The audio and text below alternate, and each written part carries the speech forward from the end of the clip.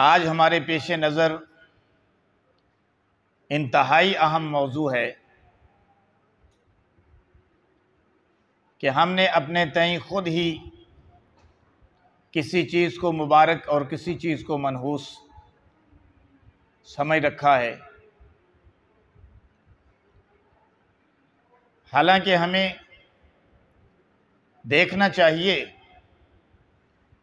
कि इस मामले में हमारा दीन हमें क्या बताता है, इस्लाम क्या कहता है, कुरान का क्या फरमान है, पैगंबर इस्लाम का क्या फरमान है। इसी तरह अल्लाह के महीनों में, इसी तरह साल के इस्लामी महीनों में सफ़र का महीना है। हमारी माह सफ़र हमारी तकवीम का, इस्लामी कैलेंडर का दूसरा महीना है। गो अहादीस की रूह से बज़ाहिर इस महीने में कोई फजीलत तो साबित नहीं, लेकिन माह सफ़र मनहूस भी नहीं। इस पर मैं आगे चलकर आपको दलाइल दूंगा और फिर ये भी बताऊंगा कि वो कौन लोग हैं दौरे जाहिलियत से पहले, वो कौन लोग हैं इस्लाम से पहले और इस्लाम के बाद जो इस महीने को मनहूस समझते हैं। एक बात याद रखें कि सारे अय्याम अल्लाह के हैं, दिन रात अल्लाह के हैं, माह साल अल्लाह के हैं, बादो बारिश अल्लाह की तरफ से हैं, मौसम बहार और खिज़ां अल्लाह की तरफ से हैं, गर्मी और सर्दी अल्लाह की तरफ से हैं, सुबह शाम अल्लाह की तरफ से हैं, एक कायनात के नक्श और दवाम अल्लाह की तरफ से। अल्लाह ने किसी चीज़ को भी इनमें से मनहूस नहीं रखा, ना किसी दिन को मनहूस बनाया, ना किसी रात को मनहूस बनाया, ना किसी महीने को मनहूस बनाया, ना किसी साल को मनहूस बनाया। नहूसत हमारे गुनाहों की है, नहूसत शिर्क की है, नहूसत कुफर की है, नहूसत बदआमालियों की है, और सबसे बड़ी नहूसत यह है कि हम अच्छे काम न करें, बुराई पर चलें, अच्छाई के रास्ते पर न चलें, बुराई के रास्ते पर चलें।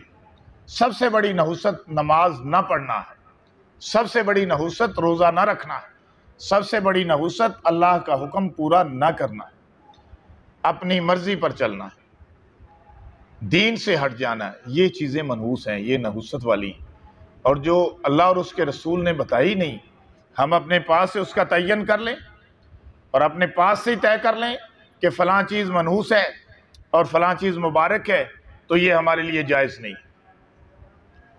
तो मैं ये बता रहा था कि माह सफ़र जो है, सफ़र का महीना जो अब चल रहा है, ये इस्लामी कैलेंडर का, इस्लामी तकवीम का दूसरा महीना है।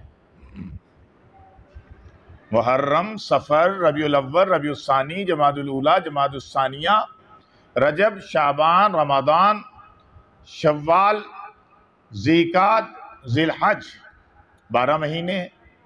12 महीनों में अल्लाह ने किसी भी महीने को मनहूस करार नहीं दिया, और किसी महीने के मुतल्लक भी ये नहीं कहा कि इसमें तुमने शादी करनी है, इसमें नहीं करनी, इसमें सफ़र करना है, इसमें नहीं करना, इसमें ये करना है, इसमें ये नहीं करना।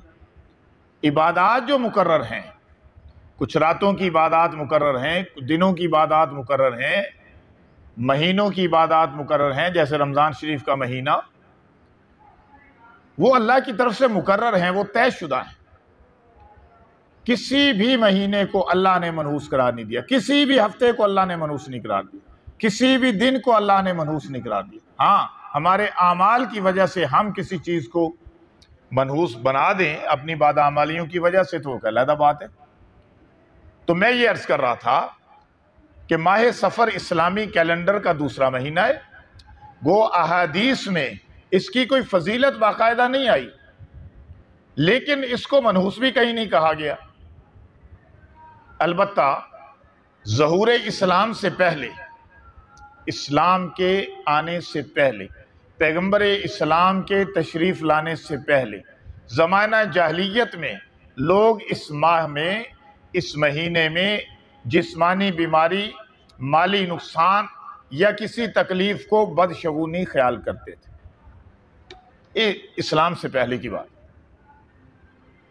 और माह सफ़र को फितनों का, मुसीबतों का महीना समझते थे। अस्तग़फिरुल्लाह। बदशगुनी से क्या मुराद? बदशगुनी से मुराद नहूसत है। किसी इंसान की सबसे बड़ी खराबी ये है कि वो किसी चीज़ को मनहूस समझे और उसको मनहूस समझते हुए ये गुमान करे, जैसे मुख्तलिफ चीज़ों के मुतल्लक हमारा गुमान है कि गाय का डकारना, कव्वे का काएं काएं करना, उल्लू का बोलना, ये सब लोग इसको मनहूस समझते हैं। मैं समझता हूं कि ये सब जहालत की बातें हैं। कव्वा भी अल्लाह का, कव्वा भी अल्लाह की मखलूक, उल्लू भी अल्लाह की मखलूक, गाय भी अल्लाह की मखलूक। तो एक ममालिया जानवर है, दूध देने वाला है। हम क्यों समझे गाय का डकारना उसको मनहूस? हम उल्लू के बोलने को क्यों मनहूस समझे? हम कहते हैं कि जहां उल्लू बोलते हैं वहां उजाड़ डाल देते हैं। बिल्कुल गलत। उजाड़ हमारे आमाल की वजह से। एक नौजवान मेरे पास आया, कहने लगा, कारी साहब दुकान पे चलना है। मैंने कहा क्यों? कहने लगा, कारी साहब दुकान चलती नहीं, कारोबार बिल्कुल बैठ गया है, गाहक आता कोई नहीं, बिक्री होती कोई नहीं, बच्चे भूखे मर रहे हैं, आपको अल्लाह अल्लाह कर दें, कोई तावीज़ बना दें। मैंने कहा ठीक है, अल्लाह अल्लाह भी कर देते हैं, तावीज़ भी बना देते हैं, कोई प्रॉब्लम नहीं है। लेकिन मुझे ये बताओ कि नमाज पढ़ रहे हो कि कोई नहीं? ये है ना असल बात। कहता उस्ताद जी नमाज तो मैं कोई नहीं पढ़ रहे। मैंने कहा भाई देखें, आप समझ रहे हो ना कि मेरी दुकान को किसी ने बांध दिया है, मेरे कारोबार को किसी के बांध दिया है, कारोबार किसी ने ख़त्म कर दिया, तवीज़ डाल दें। बिल्कुल गलत है। किसी ने कारोबार को ना बांधा है ना बर्बाद किया है। कारोबार, मैं तुम्हें कह रहा हूं, गुस्सा नहीं करना, कि कारोबार तुमने खुद बर्बाद किया है। कहता सर जी वो कैसे? मैंने कहा कि तुम नमाज नहीं पढ़ते हो, रमज़ान शरीफ के रोज़े नहीं रखते हो, तलावत करते नहीं हो, जिक्र के नज़दीक नहीं जाते हो। नहूसत तो खुद खड़ी कर ली है। ये चीज़ें मनहूस हैं। कारोबार तुमने खुद अपना तबाह किया। अब भी नमाज पढ़ना शुरू करो, अल्लाह बरकत डालेगा। अल्लाह ने रोज़ी को नमाज के साथ वाबस्ता कर दिया। जो आदमी, जो मुसलमान 5 वक़्त बाजमात नमाज पढ़ता है, अल्लाह उसे अपनी जिम्मेदारी पे जन्नत में दाखिल करेगा। जो 5 वक़्त बाजमात नमाज अदा करता है, अल्लाह उसके चेहरे को नूरानी बना देता है। जो 5 वक़्त बाजमात नमाज अदा करता है, अल्लाह उसके दिल में नूर और सुरूर भर देता है। जो 5 वक़्त बाजमात नमाज अदा करता है, अल्लाह उसकी रोज़ी के अंदर बरकत अता फरमाता है। जो 5 वक़्त बाजमात नमाज अदा करता है, अल्लाह ताला उसकी उम्र में बरकत अता फरमाता है। पुल सिरात से बिजली की तरह गुजर जाएगा, जहन्नम उसके नज़दीक भी नहीं आएगी, ना वो जहन्नम में डाला जाएगा। जो 5 वक़्त नमाज पढ़ता है वो जन्नत में हंसता हंसता दाखिल हो जाएगा। मैंने कहा कि तुम नमाज नहीं पढ़ते हो, कितने इनामात से खाली हो। गुनाह जो है ना, गुनाह असल में गुनाह नहूसत है। खैर, मैंने उसे ये बात समझाई, उसने नमाज पढ़नी शुरू की, अल्लाह ताला ने कारोबार चला दिया। अब ये चीज़ें जिसको हमने अवॉइड कर रखा है, जिससे आज हम दूर हैं, गोया दीन से दूर हैं। जो खैर व बरकत वाली चीज़ें थीं, जिन्होंने हमारी जिंदगी में, हमारे कारोबार में, हमारे घरबार में, हमारे उठने बैठने चलने फिरने में खैर व बरकत अता करनी थी, वो चीजें तो हमने छोड़ रखी हैं। एक बंदा कार चला रहा है, ड्राइवर है, चाहे अपनी गाड़ी हो चाहे रेंट पे चला रहा हो। एक बंदा बस चला रहा है और वो बस चलाते हुए, कार चलाते हुए गाने सुन रहे हैं। जिमींदार अपनी फसल में ट्रैक्टर के जरिए हल चला रहा है, बीज बो रहा है, फसल काट रहा है, गाने सुन रहा है। अल्लाह का जिक्र गया, उस जगह पे म्यूजिक आ गया। अब मुझे आप ही बता दें कि म्यूजिक अल्लाह की पसंदीदा चीज है कि अल्लाह की नापसंदीदा चीज है?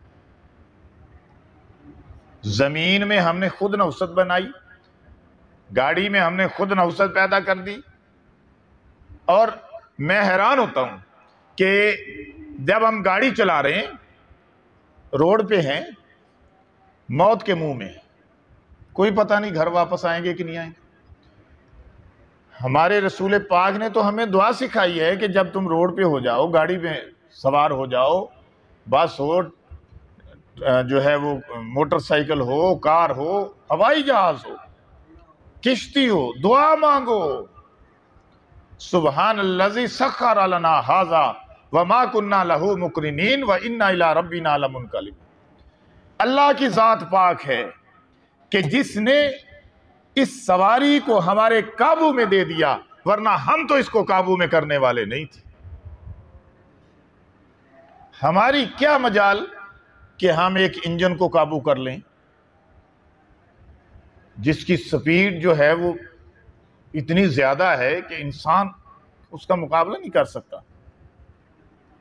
उसके इंजन में ताकत है, अल्लाह ने उससे काबू दिया, उसे अपनी सेंस से चलाया।